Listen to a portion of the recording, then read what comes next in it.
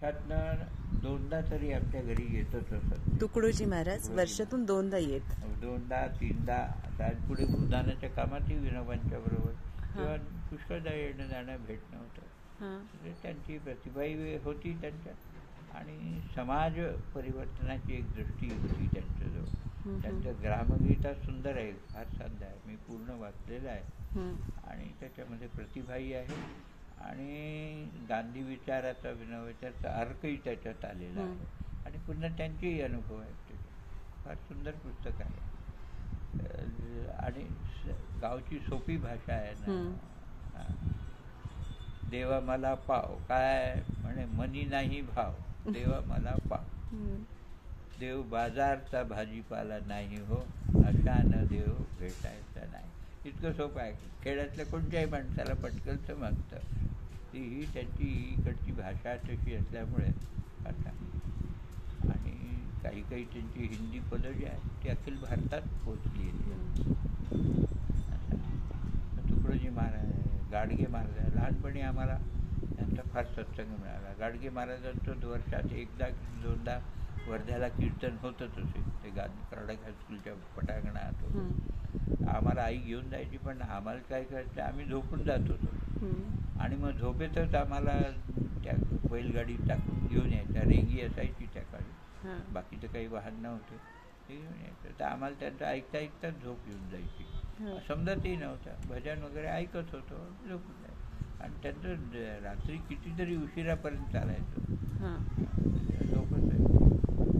आणि गाडगे महाराजांचा फार संबंध राहिला. ते प्रत्येक आईचं वडिलांचं विवाह समारंभ झाला तर लक्ष्मीनारायणमध्ये ते स्वतः त्या दिवशी हजर होते, आले होते. तुकडोजी महाराज, गाडगे महाराज आणि हे दोघंही त्या काळात विदर्भाचं तो सगळं सार अतिशय महान. त्या गाडगे महाराजांना मी पुष्कळदा पाहिलेला आहे, पण गाडगेराव महाराज लवकर गेले तर त्यामुळे इतक्या जास्त आठवणी नाहीत. मी फारच छोटा होतो, पण तुकडोजी महाराजांच्या आठवणी जास्त राहिल्या भेटल्यावर. बाकी आणखी गोष्टीच्या वगैरे काहीच नाही, कारण आम्ही काय त्यांच्याशी गप्पा गोष्टी करण्याच्या वयाचे नव्हतो.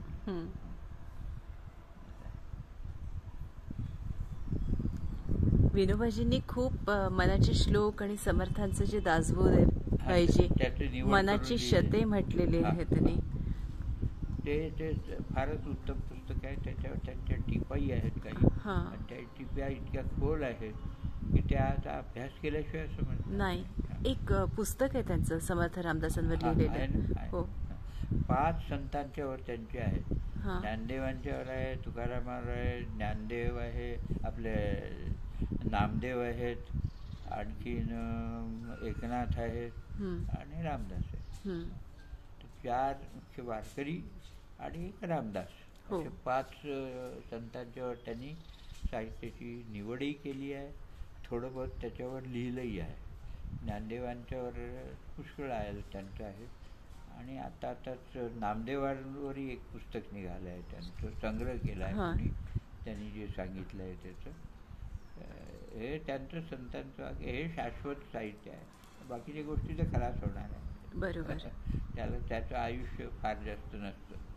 समाजाच्या सामूहिक गोष्टी आहेत, ते बदलत असतं समाजाच्या दुपारी, तर ती वेगळी गोष्ट आहे, त्याला वेळ लागेल. ध्यानावर लिहिलेलं पुस्तक अप्रतिम सुंदर आहे विनोबाजींचं. असं आहे की मनुष्याचा अनुभव त्याच्यात असतो ना, नुसतं साहित्याचं वाचन नव्हतं. ते म्हणायचे, त्यांनी लिहिलेलं आहे कुठेतरी, पत्रात लिहिलं आहे कुठेतरी, की एक एक अभंग जो निवडला आहे आणि पुस्तकात घेतला आहे तर नाणं वाजवून घेतलेलं आहे. बरोबर. त्या वस्तूचा त्याचा अनुभव घेतला, त्याच्यामध्ये जो विचार मांडला आहे त्याचा अनुभव घेतला आणि मगच ते निवड केली आहे. त्याच्यामुळे त्याच्यात खोली आहे.